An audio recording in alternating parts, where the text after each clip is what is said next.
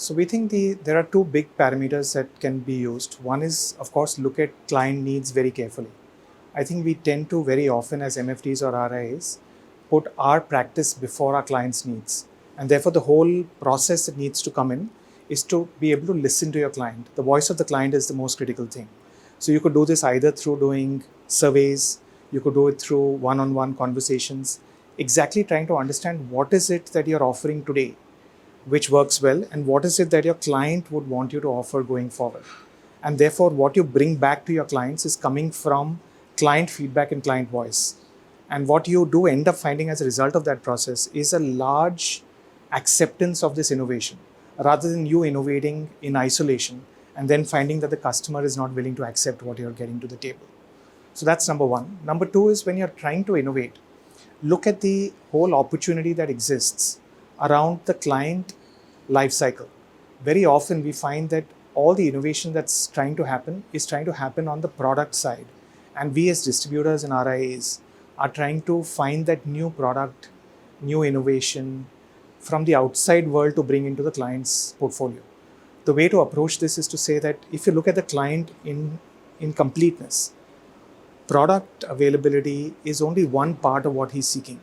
He's trying to grow himself in his career. How can you help him, for example, increase income?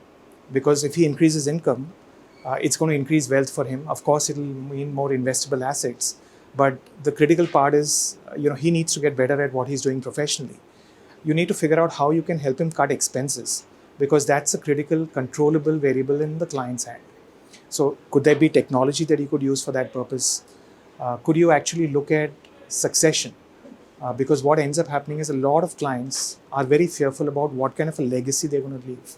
So I think a lot of innovation can happen the moment you start to look at the client beyond his portfolio and his financial holdings.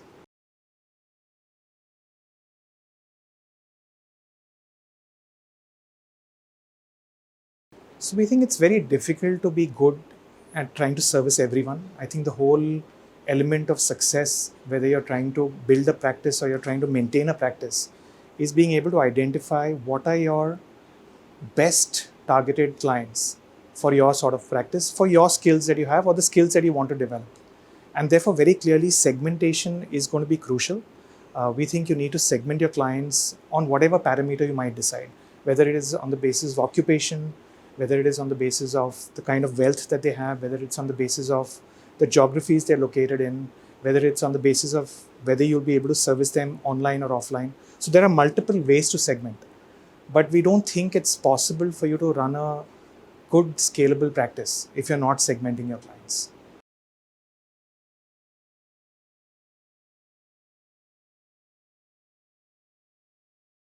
So the way to approach this is in three manners. One is either you believe that I am in a place where I'm going to be able to expand my practice.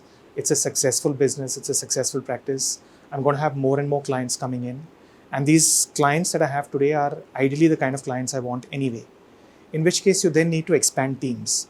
When you expand teams, you may have to look at your own job very carefully and figure which of them those parts of your job you can delegate well, which of them you might have to outsource, and which of them can you actually or need to actually do yourself. So that's number one.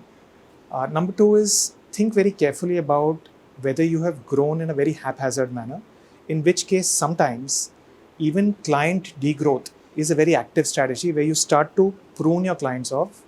And it's fairly easy to do that as well, because you can make out that the kind of service that you're offering versus what the client is seeking may not actually match with each other. And therefore, when you go back and have the conversation with the client, it's very likely that he or she will also agree with you, saying that even I was wondering how I can bring up this conversation because we've been working together for so many years that I didn't know how to tell you this. And at this point, obviously, you have two options. One is you let the client decide where he wants to go, or you tell the client that, I have a set of people who I think are best suited to cover your needs. In this geography, there is this person who I think is more suited to your need. If you want, I could do an introduction to you, and then you all could decide in the way forward. The third thing that people could do actually to grow is try to transition their business to a more digital mode. Because what you could end up finding is your coverage for clients could get much better.